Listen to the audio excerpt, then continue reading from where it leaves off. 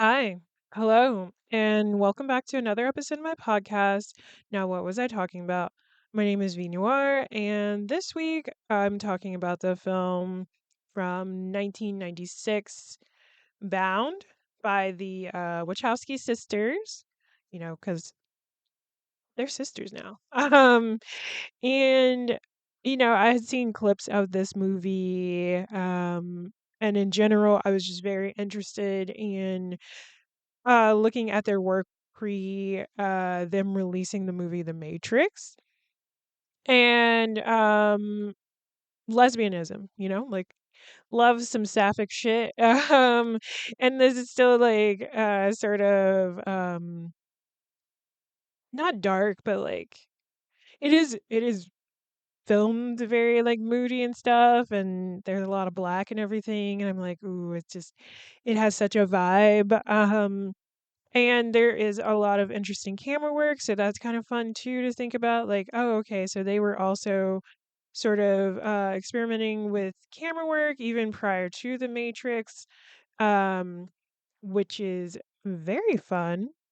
Love that. Yeah, I'm like, it's a few years before The Matrix, and uh, yeah, okay, yeah. So that's what I thought. Like looking at it, like the success of this movie gave way for them to be trusted to make a movie like The Matrix, which is really cool. So it's like, okay, so what did the Warner Brother producers or uh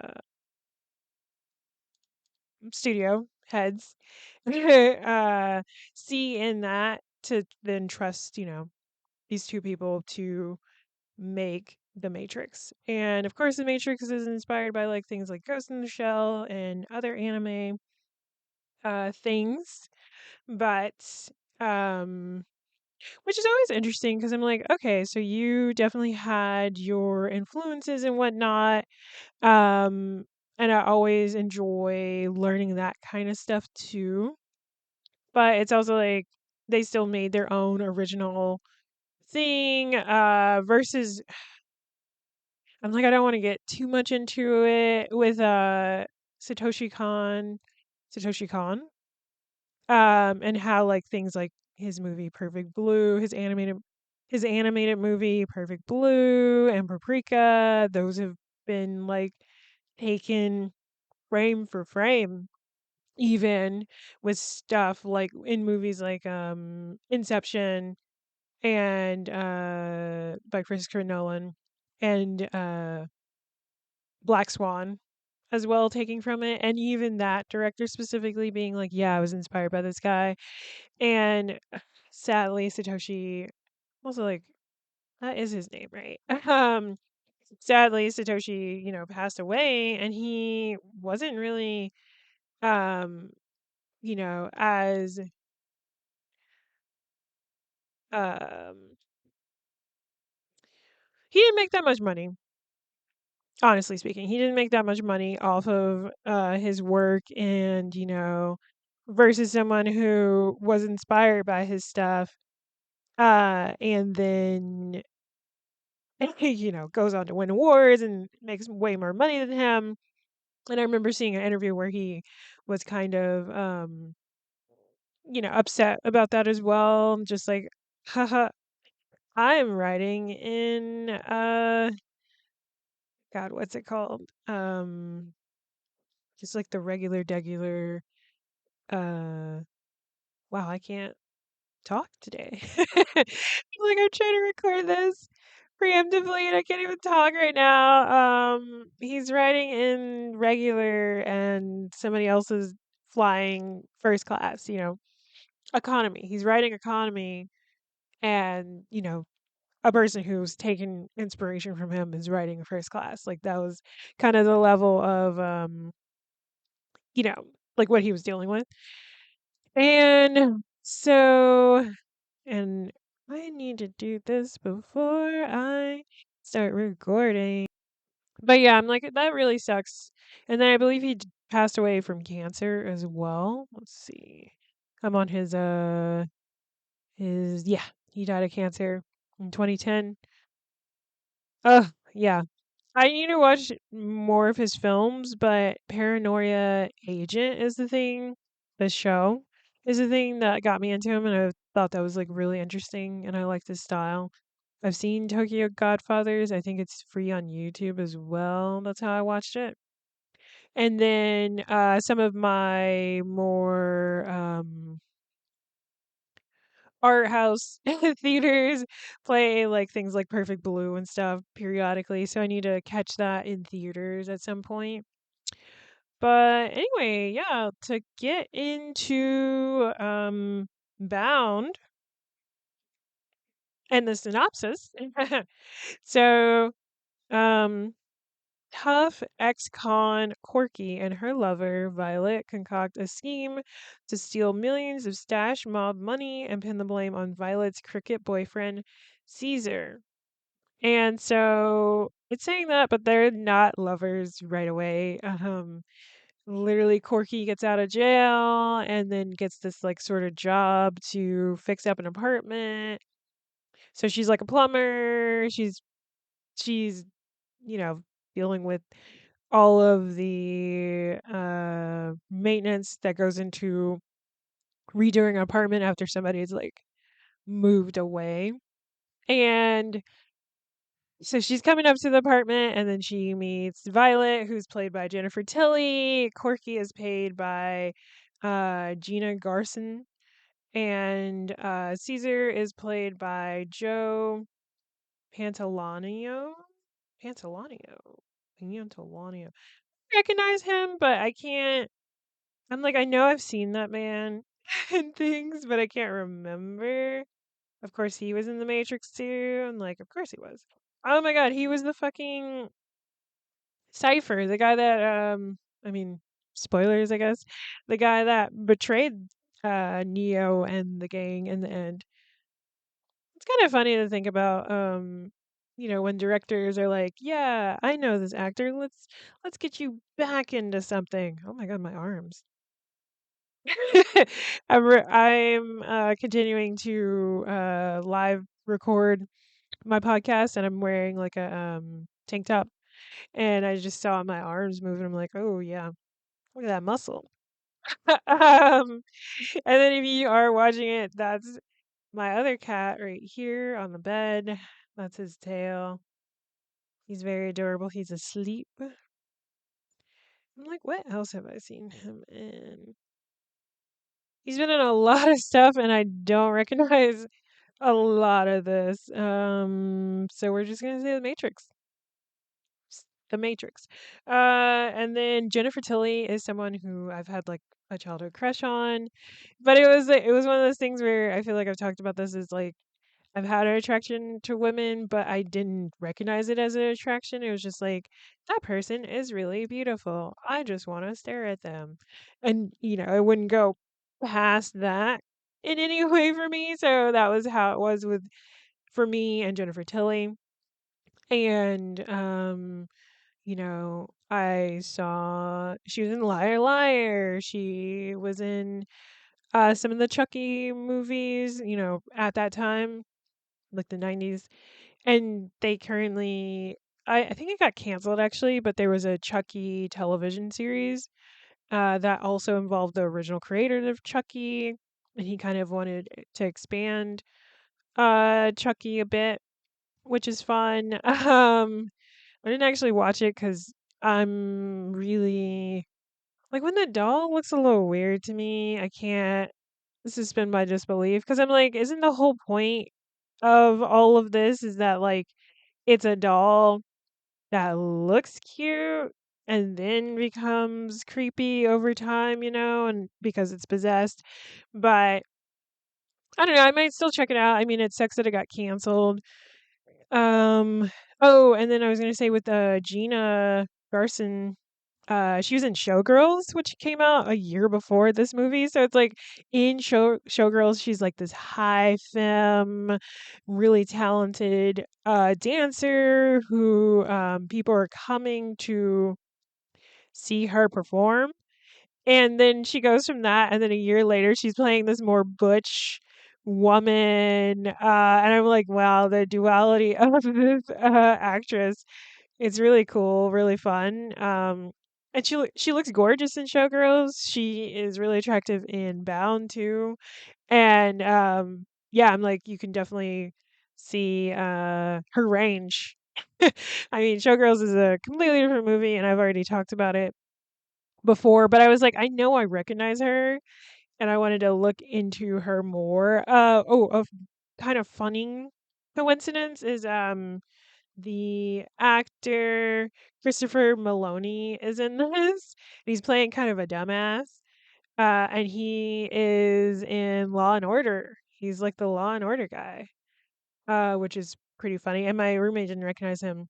And I was like, no, I feel like he is definitely somebody familiar. I mean, he looks different now, and he's much younger in the movie, in Bound, of course. But I was like, no, that's definitely him. Yeah, Law and Order SVU. He's that main guy, Law and Order SVU. I mean, he's done other stuff, but I'm like, it's always funny to see him not be that character because it's like, oh yeah, you do act not this.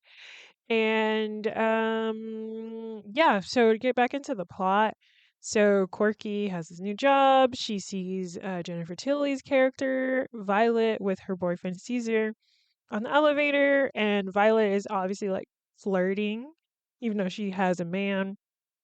And so then what ends up happening is like they, the Wachowski sisters are like, we're gonna get right into it and have them, establish this relationship. And Violet talks about like how she's with men, but she's really a lesbian, and she doesn't, she's doing it out of like kind of survival and everything like that. And she's like, no, I actually just, I want you. And then, ha- they end up fucking essentially. And it's like within 20 minutes of the movie. And the movie's like, how long is this movie? An hour and 50 minutes. So within 20 minutes, we have them, getting together. And it's kind of funny because there's this scene where Jennifer Tilly, where Violet is like trying to get Corky to finger her, and she moves her like fingers down, but there's like this kind of mistake in editing where it's like, oh, if they started a little higher up, you wouldn't notice this, but they start so low that you can tell that Corky's hands aren't actually under her dress, and it's just like, oh, ooh, I'm surprised nobody caught that, but it that feels like a not an Easter egg, but it's just like, oh, if you are looking, you'll see this within the first 20 minutes. And so, like I kind of said in the synopsis, Violet is with Caesar, who is a part of the mob. He just calls what he does like just being a part of the business, but he's definitely, he's working with dangerous people. And Corky is someone who I'm like, that's such a non-binary name. I'm like, oh my God. It's so, and it's just like, but anyway, I was just like, oh, this is love it. But Corky, she went to jail because had she's kind of a Robin Hood sort of thing. She redistributes wealth, and she was really good at it, and the only reason she got caught was because the person she trusted um basically turned her in and everything like that. I think she was in jail for like 5 years because of this. Um but yeah, so in the very beginning they're like flirty and everything like that. And their relationship is just like pre-established. Um and then so the rest of the movie, especially when they get into trying to steal this money from Caesar, is like, okay, so can these two women trust each other? And is what they have real or not? And can Corky trust Violet? to not, rat her out? Can Violet trust Corky to not run away with the money? And they just had to have faith and trust in each other, even though they hadn't been together for that long. And again, we have like that establishment of them getting together in a sexual sense. In the very beginning, they almost get caught in Violet's apartment by Caesar in the very beginning. And then, Caesar's just like, oh, you're a woman. It's really dark in here, you guys. You ladies, like, what's going on? Like, never suspecting that Violet is, like, wanting to fuck this woman is really funny. And, yeah, so let's see. So, what happens is a character by the name of Shelley comes over. Violet, I, ends up fucking him, I guess. It doesn't really last that long. But what ends up happening is that the Shelley guy was skimming money from the mob, and it ended up being about like $2 million worth of money. So Caesar and Johnny, who was the Law and Order actor, they're like tasked with beating him up to get this money out of him. And I'm like, why are they beating him up at Caesar's apartment?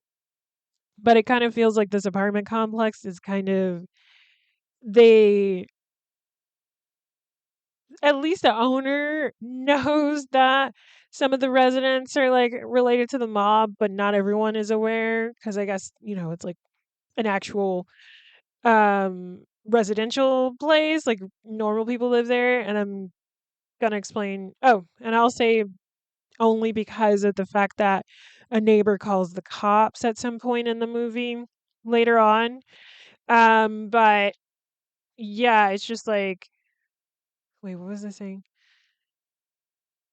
Oh, so Shelly is getting tortured, and I'm just like, damn, why are they doing that in his apartment? They cut off a finger. There is levels of violence in this. Was it a finger? Was it a toe? Was it a finger? I think it was a finger. It was a finger. Um, and they drag him out and they beat him up. Caesar comes back with a lot of money and it's all bloody and stuff. And it ends up happening where, they're torturing Shelley. He finally tells them where the money is, and then Johnny shoots him in the back of the head, and then because of that, all this blood goes everywhere. And then Caesar punches Johnny because he doesn't like Johnny at all, even though Johnny um is kind of in a higher level than him. But I'm like, I guess he's able to punch him either way. But um Johnny is the son of the big mob boss. What is it? Gino Marzoni. Um, so I feel like he is able to be an idiot and get away with stuff because he is the mob boss's son, but it's still just like, ugh, you're so dumb and violent. You're not going to take over the family business. But either way, so they concoct a plan while Caesar, I'm like, he's moving. My boy is moving. So they concoct a plan where, oh, like while Caesar's gone, Violet and Corky, are hanging out. They probably fucking or whatever. We don't see anything else really except for that first part of the movie. But we can tell they are a bit more intimate with each other than before. And so I'm like, what happened? So yeah, they concoct a plan.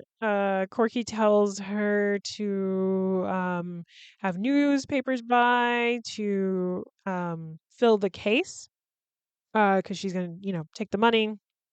They also set it up so that Violet leaves the apartment so that Caesar doesn't suspect that she had anything to do with the money going missing. And so, yeah. So Violet leaves. She breaks this wine glass that was like specifically wine for this mob boss. that he really loved. So she was like, I have to run off and get it. There's not, and Zizi's just like, there's not enough time. And he's like, don't worry, we got plenty of time, you guys. Cause they were really, this is crazy. So he had all the bloody money and they wanted him to have it ready to go by the following night. And it's just like, damn. So he had to clean all this money, count all this money, re uh rubber banded and everything like that, and then, you know, dried and everything by the following night. And so all of the hundreds and shit were like hanging up and stuff, and Violet was like describing this to Corky, and she's just like so amazed because it's just like all hundreds, and I'm like, oh damn, money still looks so different. Because all these $100 bills are so not, they're the old kind, not the like slightly more colorful kind. But I mean, you can see these floating around still, but they're still in circulation. But they now, because money is a little bit more colorful, they could probably be seen as fake, but they still pass the counterfeit tests and whatnot. But yeah, so the plan, and they're executing it, is Violet leaves to get the wine after she breaks the wine and calms Caesar down, gets him to, get ready while she's gone. Corky sneaks into the apartment. She it was really cool because she has all these piercings and stuff, and all of her tools can fit on her ears as like earrings and stuff. So it looks like kind of cool hanging earrings, but they're really pickpocketing tools. And she, gets into the apartment slowly. She has her gun on her just in case Caesar, shows up and everything like that. So she gets to where the case is because she has a layout of the apartment, so she knows where things are and stuff. And she's able to unlock the case. It gets a little stressful because Caesar's around. She's got her gun out, but he is none the wiser, and she's able to sneak all the money out. And so by the time she leaves with the money, she just brings it to the apartment over. That's the apartment she's been fixing up this whole time. Violet comes back, and she's just like, "Oh no, did I miss them?" And Caesar's like, "What the hell are you talking about?" And she's like, "I just saw Johnny.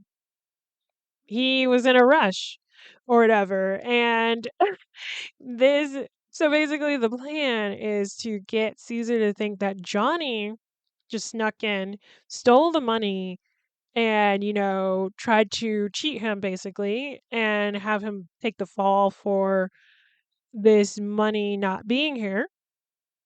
So, and then they assume that Caesar will run away because, it's like, oh no, $2 million are gone now. And Johnny's the one that did it. He to fuck me. And and Caesar doesn't run away.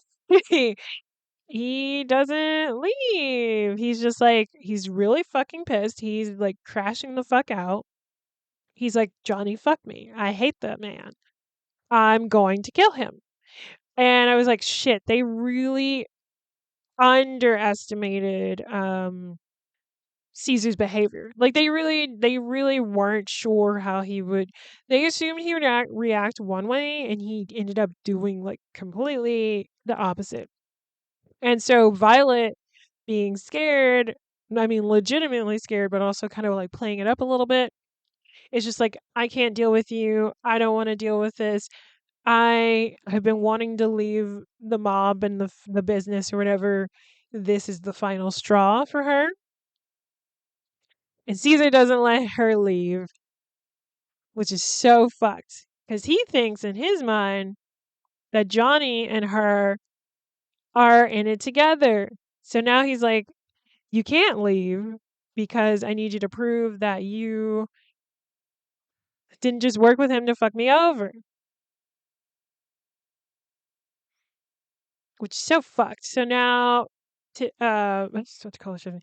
Violet is stuck in Caesar's apartment. Corky is stuck in the other apartment because they were just going to plan to leave with the money. Corky, basically, she, um, she filled these paint buckets with the money.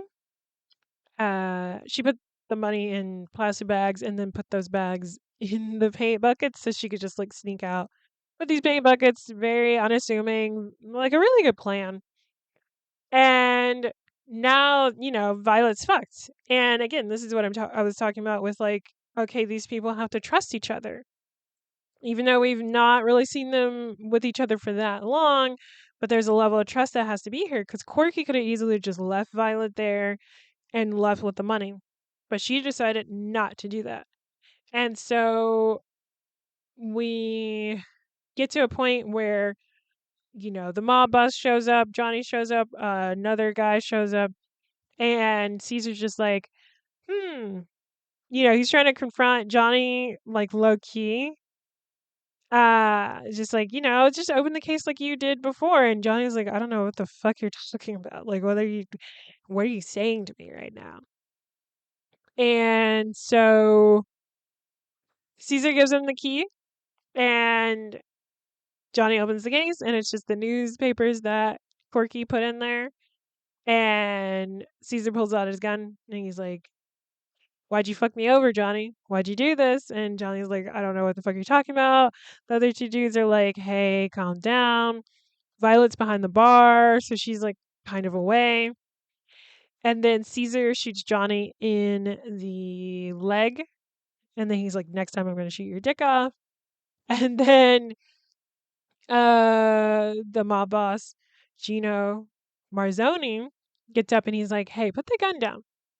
But in Italian, because he's above speaking English, so he only speaks Italian. Which I think is kind of funny. I'm like, yeah, fuck English, man. If I could speak any other language, I would be speaking another language. But I digress. It is the language that I know, so I will continue to speak it. But I don't know. I'm just like reminded of colonization and everything that comes with knowing English as a language, and it's just like, ugh. But that's like one of those thoughts in the back of all the way in the back of my mind that I'm like, let's not think about it. It's like, oh, I probably had a language that I could have been that like, my ancestors passed down and everything, but because of yeah, see, it's like that's what I mean. I'm like, my there. It's like a thought within a thought that keeps going and it goes back, and then I could get angry about it, and it's like I don't know. To be black in this country and woke in this country is to be enraged all the time, and it's like I can't be angry all the time. You know that doesn't do anything, but it is good to not repress your emotions because there's plenty of studies that talk about how um like immuno diseases and whatnot can come from a repression of emotions, especially with black women specifically. And it's like, damn. So I really do have to make sure that I am expressing myself, I'm feeling my emotions. And it's one thing I'm like to say I'm not heard and I have a podcast where I'm talking, but it's like I mean, I have dealt with that of just like I'm literally telling you something and you are not taking it in, and that's like more of a person to person uh situation rather than like what this is, which is like whoever's listening to this is actively wanting to hear what I'm saying, you know? But anyway, I do have to figure out because I do to kind of go more into like the Patreon. I know I just like I was at like kind of the climax. We're getting to the climax of the movie, but I'll come right back. I'll come right back. I swear. But to kind of get into that more too, it's like I want to do one free like Patreon post, like that's either video or audio. And then the first paid option, the $3 option, will have a video vlog situation. And then the third pay option, which is the $5 one, will also have its own video vlog thing. So that'll be like 3 videos a month potentially, plus the this recording of the pod. So that's four. There's 3 plus 4. So that would be like 7 videos essentially, assuming that I'm able to continue to post episode once a week. Um, but I think, what was I doing? Oh yeah, I wanted to, even though I said I would like do this video for free until my RSS feed was up, because I'm trying to be consistent with posting the free content, I'm like, or the other content before my RSS feed is up. This is going to one of the paid options, the $3 paid option, I think. So, and you'll have access to it as the $5 option. But either way, yeah, getting back into it. That's what I was trying to say. I'm trying to figure out what the free video will be. It might be something where it's like motivational, or me just talking. Maybe I'm doing like poetry. Maybe I'm doing more of the music things that I've been doing, and so I'm just like playing around for like 20 minutes or something. Not entirely sure. Maybe it'd be like ambient sound stuff that I've been working on. Um oh, but that'll be kind of fun. I'm just trying to think on it before like the week is up, because I'm like, okay. Let's figure it out at least before the new month. But anyway, so Caesar has the gun still. He just shot Johnny in the thigh. Gino Marzoni gets up. He's talking to him in Italian. He's like, "Hey, put the gun down, whatever."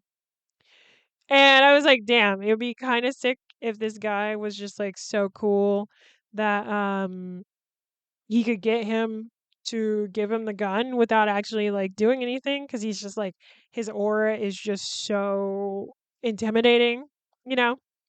Because I was like kind of convinced when I initially saw it that he was just gonna get the gun from him, because he was like slowly talking, and Caesar like closes his eyes, but then he shoots him in the lungs. And it's just like, oh shit. And then the bodyguard that was there tries to shoot at Caesar, misses, gets the frame right next to him. And then Caesar is able to shoot that bodyguard like twice, and then he lets off the rest of his the bullets into Johnny. And then Johnny collapses after saying don't shoot, after getting shot like 5 times. And, Violet is there still, freaking out, and Corky can hear all of this. And so he just said that he's just like, okay, we have to get the money, because if I'm able to hide the bodies and I get the money back, the best solution would be that they just never showed up, and but I have the money, so they just never showed up. And now, he's got this level of confidence, because he's like, I just killed Gino Marzani, this big mobster.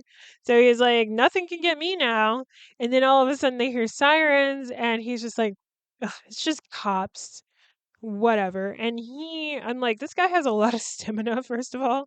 He's like really strong. He moves all 3 of the bodies to the bathtub. Thankfully, it's one of those really big bathtubs with like the claw paws at the uh on the feet, as the feet. I love those bathtubs. They always look so pretty. And unlike because of like how society is set up now, it's like that sort of interesting like bathroom things don't really exist in like apartment complexes and stuff at least. Like you'd have to be in a house and want that essentially, or you'd be in a like a really old apartment complex. Um like what's my cat doing? He's just sleeping. Um but so he moves all the bodies, he rearranges the furniture, he puts a carpet down where one of the blood had like pooled, and the cops are coming up. He tells Violet to stall them. Don't do anything funny or anything like that. He's threatening her life because he's like, I just killed, Gino Marzani. I can, I'm badass, really. And, she stalls him and she's just like, cops, are you guys really the cops? Like, how am I going to know? Like, what are you talking about? Like, all this stuff. It's really funny, her delivery here. But she does a good job and stalls him a bit. They make their way up. This is like one of those really intense moments, and even before that, there's like some fun camera work here when Caesar is like crashing out about the money being missing. There's like this shot of like the camera's like on him and it's moving, and I mean it's not a dolly. I'm like kind of not a steady cam, kind of a steady cam situation, but it's fun. It's fun. And ooh, even when he like shoots Gino Marzoni, there's like it's a shot where the body is falling in slow motion and the camera follows him as this happens, and it's like, oh, that's cool. And yeah, the cops show up and I'm like, fuck. Violet, how are you gonna get out of this? And Corky's still in the next room, in the next apartment over. And I'm like, what happens? The cops show up. They're like, oh,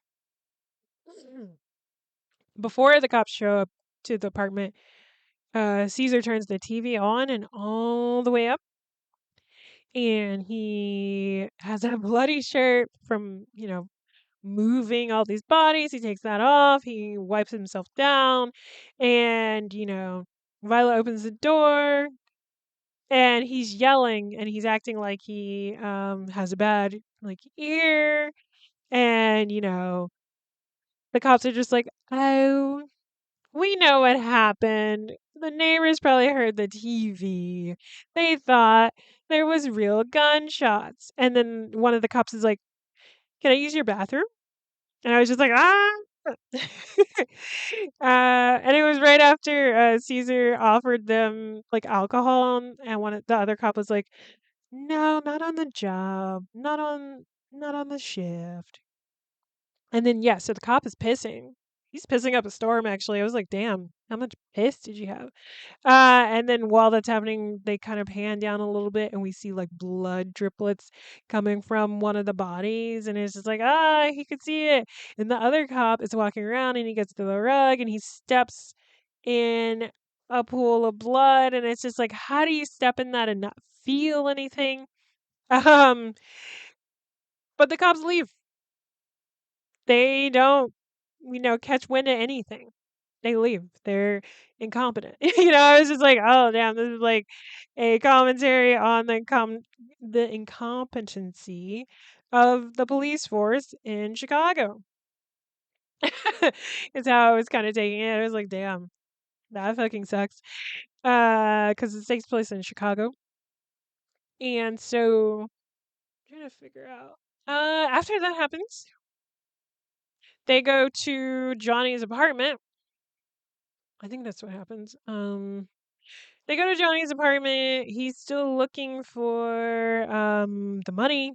He trashes Johnny's apartment and trying to find the money, and he just can't seem to find it. He also brought Violet with him because he's like, I don't trust you. Something's going on. And from Johnny's apartment, he calls his boss, Mickey, and tells Mickey, like, hey, the guys didn't show up. I have the money. The money's good. I don't know what's going on. And so Mickey decides to come over And it's just like, oh, fuck. So now you're dealing with more mobsters, but you're also trying to prove your innocence and set up that sort of ploy of like, I have the money, but the men never showed up. What happened to them? And so they get back to the apartment, and uh, Violet is talking to Corky through the phone, and then Johnny shows up. Oh, wait, no, sorry. Johnny is dead. Caesar shows up, and he's like, who the fuck were you just talking to on the phone? Was it Mickey? And then he does a redial. I thought he was going to do a star 69, but this phone specifically has a redial button. And he redials it. The phone rings. Corky picks it up but doesn't say anything. And then she hangs up right away. And then he calls that number again. And Corky is backing away. But I was like, fuck, you shouldn't have did that. Now he can hear that the phone is ringing in the next room. And now he's like, who the fuck is over there? Bring them over here. And gosh, I'm trying to remember. Yeah, Corky tries to sneak in, but she gets caught. Oh, that's what it is. That's what it is. He tries to get Violet to convince the person in the next apartment to come over, and then he's like sort of he like hits her in the head. He's getting violent with her. Corky, can't deal with that, so she has her gun, sneaks into the apartment, but then Caesar fucking sneaks up on her from behind, and he tells her to turn around, and he's like, this fucking well, he doesn't say this fucking bitch, but he's just like, you again? He's surprised because again, he's like, not a man? That's crazy. I can't believe it. And he also like beats up Corky too and ties her up. And then Violet is also tied up, and I'm like, this is called bound, and this is the only boundness that happens, and especially coming from talking about Secretary. I know I was gonna maybe talk about 50 Shades of Grey, but I'm like, I don't want to talk about things I don't like, really. Like honestly, and like it feels like a waste of time. Mm. But I feel like I might maybe talk about I don't know. I'm not really about like shitting on things. Like I might one movie I might shit on, and it's not even about the movie, it's about the story itself, is Eyes Wide Shut. Like I feel like I brought up how much I didn't like that movie, but I also didn't watch the whole thing. But I'm gonna revisit it. It's just so fucking long. It's like 2 hours long. But I'm like, the plot of that movie kills me. But it is also based on a story from like the 1800s or some shit. Let me see. Eyes Wide Shut. I'm like, for this to be his last movie, adapted from Dream Story, which is okay, 1926, not the 1800s, 1926, but still. Honestly, I might just read the book and I'll finish the movie. Like, it'll be the one time that I'm like deeply invested on why I hate this so much. Because at least for me, I'm like, I don't want to blindly hate something. I want to research it. I want to give it a chance. I want to examine why I don't like this. And it's just like the plot of this all is like, you're a fucking man who's crashing out because your wife told you that she has thought about another man. I'm like, okay, you fucking fantasize and do shit with women too. Like, how is that any different? You're so shocked that your wife could have any sort of thoughts about anyone else but you, especially if you're not giving her that much attention. But I digress. Let's go back. So Corky's tied up, Violet's tied up. He's just like, that's not my Violet. What did you do to her? She's acting so different. And Violet's just like, she's done everything you couldn't, first of all. Secondly, you don't know me that well. And then Caesar's just like, upset because he's like, I gave you this life. I gave you this apartment. You were nothing before me. How could you do this to me? And she's just like, fuck you. Literally, like, she's like, I don't care. And he's like beating up Corky again. Cause I'm like, oh yeah, the brutalization of Mask of Sinner women. It's just like so fucked up.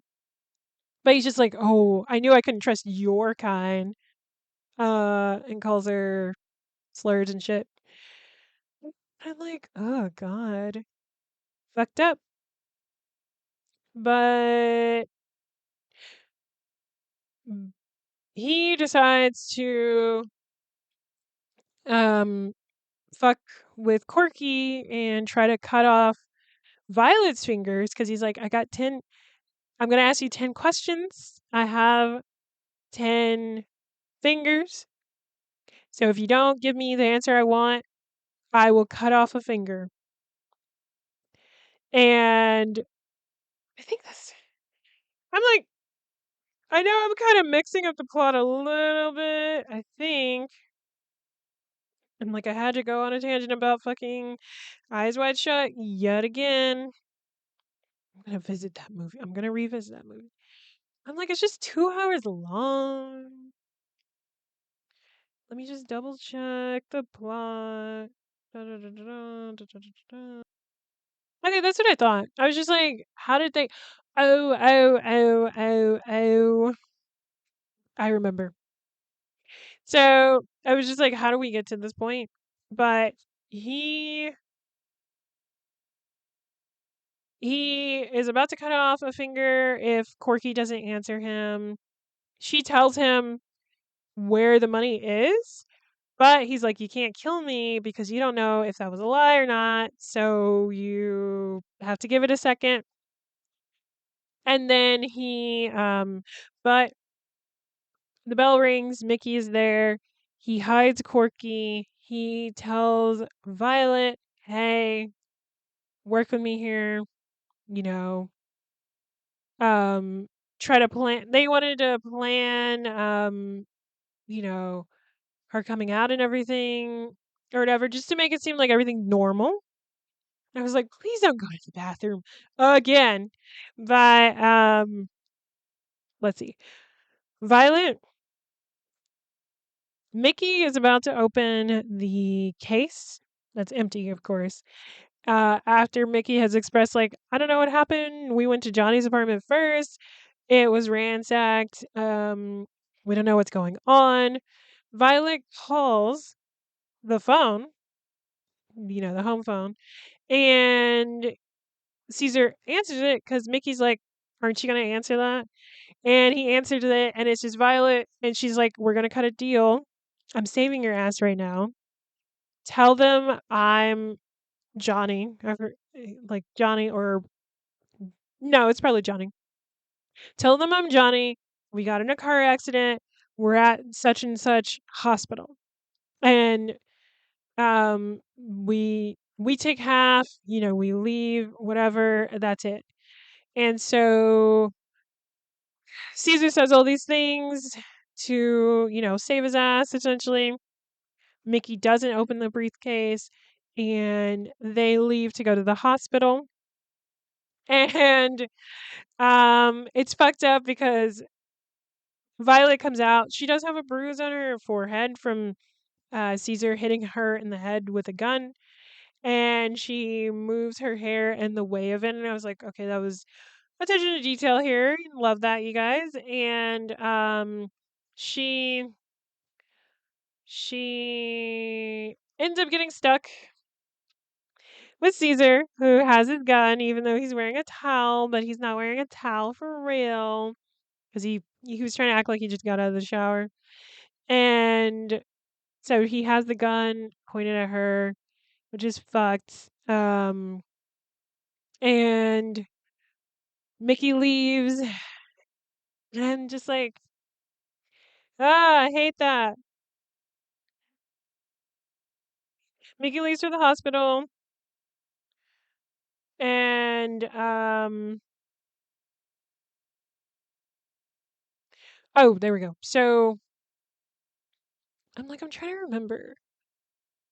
Oh, Caesar is able to see the money in the God, I'm trying to remember. Why am I'm like I want to detail this as specific as possible, but for some reason I'm like not remembering. I guess. So, I'm just trying to remember how Corky escapes. But essentially Caesar sees the money, then the money is like missing, and Corky was able to like sort of hide it and try to sneak on him up on him and like shoot him, I think. But then Caesar is able to they get into like a fight essentially, and Violet shows up with her with Corky's gun. And Caesar's like, "You're not gonna shoot me. You would have shot me when I was turned up with this money. Like you don't have it in you to do that." And, he's walking towards Violet, and Violet's like, "You don't know me." And then she shoots the fuck out of this man. It was very satisfying because he's a bitch and he like, he beat up her girlfriend. Like, fuck you. And he killed all these people. Like, fuck you. But right before that, Violet is able to call Mickey and be like, "I couldn't stop him. He told me to lie. He left with the money to set up that plan." So now, um, it's not really alluded to what exactly happens, but it's like the next morning, assuming at least, and Violet and Mickey are talking, and Mickey's like, "Are you sure you won't change your mind about leaving?" And she's like, "No, I can't do this." And he's like, "We'll find him. We will." And she leaves. Corky's got a new truck. They're happy, they're together, they drive off, and that's the end of the fucking movie. And I'm like, lesbians win. That's gonna be the name of this episode. And I'm assuming they get rid of Caesar's body, make it look like he ran away, and maybe they show up or they have Mickey show up and he sees the three bodies of the men that Caesar killed. So that backs up, Violet's story of like Caesar killed these men and then ran off with the money because there's no body of Caesar. It's like, oh, how do we can't confirm or deny it. The money's gone, Caesar's gone. Oh, well, he must have ran off after killing these men. And of course, Mickey was like, "We're not going to involve the police because whatever, the police, we can do this because we're, the family or whatever." And yeah, I'm like, "Oh, they ended up together. They got money now. They're riding off. They're happy. They're adorable. It's cute." Um, I'm like, "What else? What else?" I'm trying to think what else, what else. But yeah, I guess like I was saying, my RSS feed is still down, so I will continue to post live versions of this as well as the just audio only on like the YouTube. And then I will when the RSS is back up, I will this will be behind a paywall on Patreon, the live version at least. Because you can go on the Patreon right now. That's patreon.com/film noirs. Film noirs. I mean, that's where the noir comes from. I mean, that's where the noir comes from. /V Noirs Film Club, and that's VNOIRES Film Club. To see just the free videos that I have up. I have like it's gonna be 3 videos now. Plus an update video, so there's like 4 videos, I believe. I'm about to look right now. Oh, because I haven't mentioned it, but I did talk about my experience at Jackson Wang's concert finally. And I did that as like a live video. So if you wanted to physically see me talk about my experience at Jackson Wang's concert, that's the mini-sode that I did. And you can see one of my cats, Archie. I'm also wearing his Buck shirt. Um, and then I forgot to mention, but I put it in the written version, the blog that kind of came with it. With that post, that the Oakland concert is the first concert that Jackson Wang's done without the makeup, without the Magic Man makeup, and it's also the concert where he officially announced his new album, Sex God, and tour going to, happen as well. So that made the experience a lot more special. Because I'm like, from that point on, he hasn't worn his Magic Man makeup. So it's like, okay, he's really in his like Jay Wang sex god era. He's said plenty of times that he's like healed from um what he went through, and he's like trying to reach his audience and encourage his audience to find their happiness, find their magic, and the world is so crazy. It's the least you can do. The world's on fire. Like, I know I say that kind of a lot, but every time I do say that, I think of that "Hey Now You're a Rock Star" song. Because he's like, "My world's on fire. How about yours?" something, something like that. What did he say? My Okay. I'm gonna just look up "Hey Now You're a Rock Star." Oh my god, it's called "Hey Now You're a All Star." um, like, what are these lyrics? My world's on fire. How about yours? That's the way I like it. And I'll never get bored. Hey now, you're an all-star. Get your game on. Go play. Hey now, you're a rock star. Get the show on. Get paid. All that glitters is gold. Only shooting stars break the mold. Great song. But yeah, I'm like, yeah, whenever I do say, my world on or the world is on fire, I do think of this song. Oh, it's so catchy. What the hell is Smash Mouth doing? I feel like I hope he's got rid of that like ugly ass facial hair. But also I feel like it's very of the times to have this facial hair, so who knows? Hey now. Now I kinda wanna just sing. Hey now, you're an all-star. Get your game on, go play. Hey now, you're a rock star. Get your show on, get paid.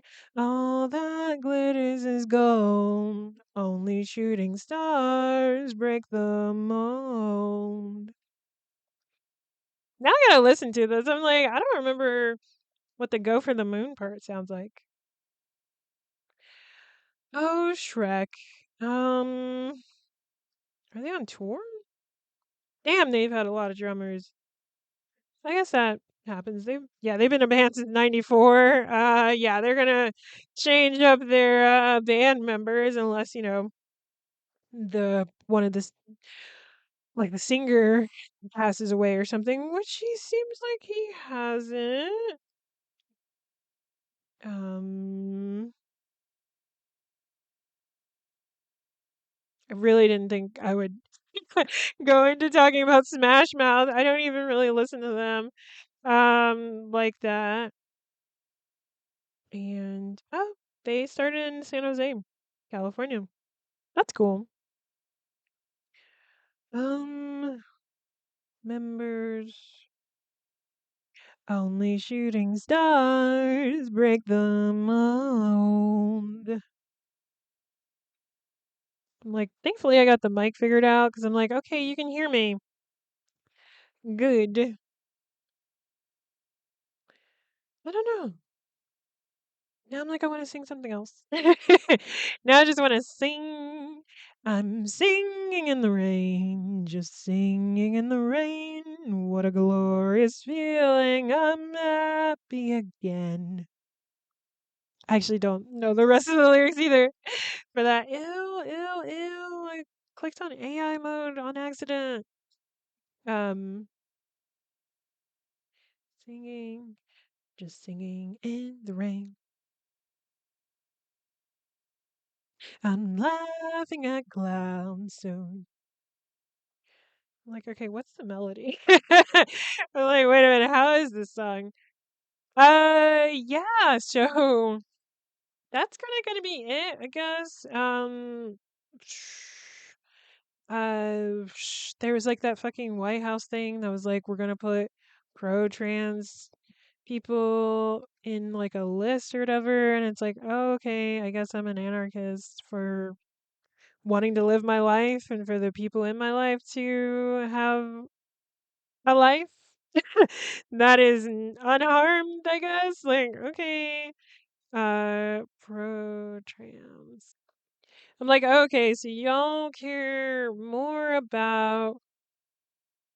Ooh, okay, my laptop's gonna die. I don't have my charger. It's at 8%. I think it's okay. Yeah, I'm like, okay. So it's anti-American to want to exist. That's cool. All right. God, I'm like, why is this country? It sucks because it feels like this country is going out of its way to impoverish people. And not only that, but to force people to not be able to leave either. Because the fact that they made this new law or whatever that revokes people's ability to travel if they owe a certain amount in child support.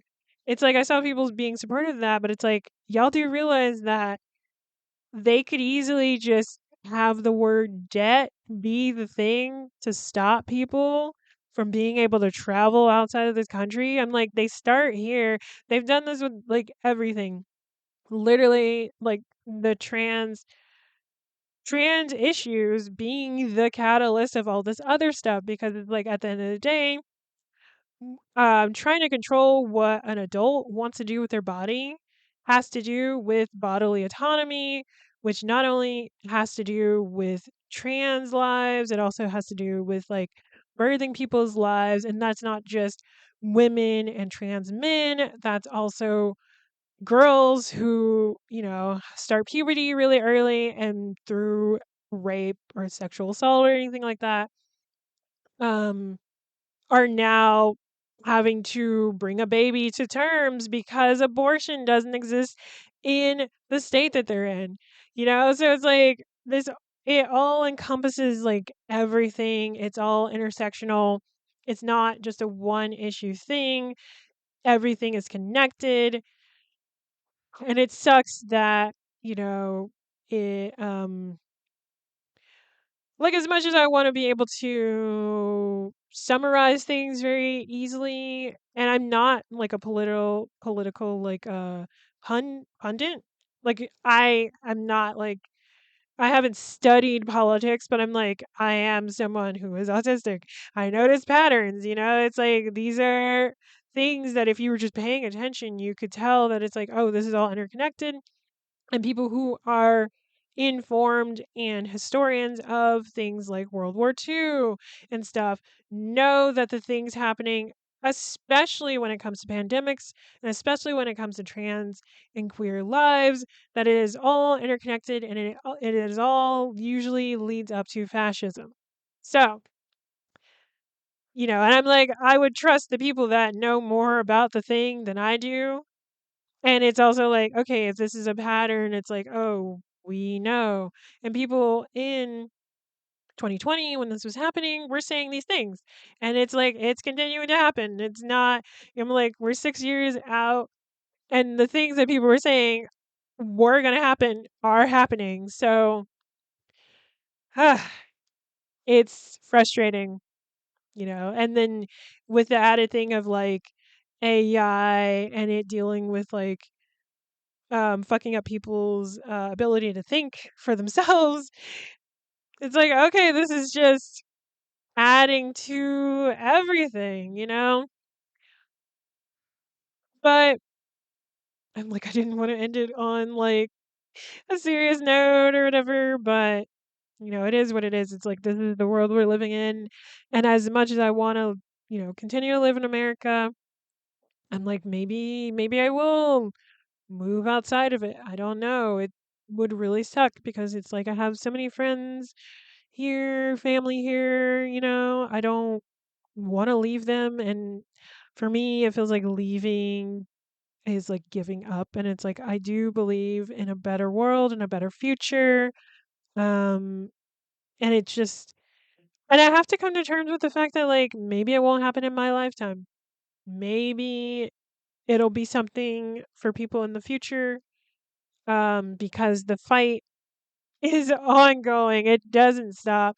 I mean, we see people who were fighting for rights in the 60s still fighting for those rights. People who fought for Roe v. Wade and abortion rights, who had to live through it being put into place and then taken away. It's like that exists. You have to, it sucks, but you have to like continuously fight for rights and your ability to exist.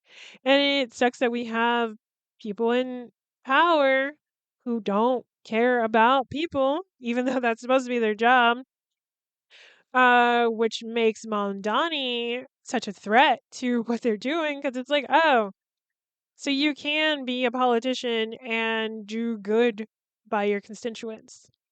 That's crazy. But I'm hoping that he's gonna be safe, and I'm gonna end it there. Is what I did say, but then my laptop died, and but it's back. We there's just not gonna be a recording really of this, but um, where am I? So yeah, you can follow me on Instagram at v_noir_. Um, the podcast archive is www.nwwitapod.com. And again, I have Patreon exclusive episodes up right now that are free. So you can just literally go to the Patreon and watch these if you want to. And I will upload I guess. Oh, okay. To keep this video free until my RSS feed is up, I'm gonna upload this video on the day of when I'm supposed to post the podcast episode. So and this part again isn't gonna be a part of the video because my laptop died. But yeah. So I'm gonna keep this free because I was gonna change it to the paid option because when my RSS feed is back, I'm gonna upload the live recording of the podcast the day before. And I'm like, that's kind of cheating if I try to do that now. But to keep this free until the RSS feed is back, I will upload it when I'm uploading the podcast episode. Yeah. So yeah, you can join my Patreon at patreon.com/VNoirs Film Club. That's VNOIRES Film Club. And that'll be it. Until next time. Bye.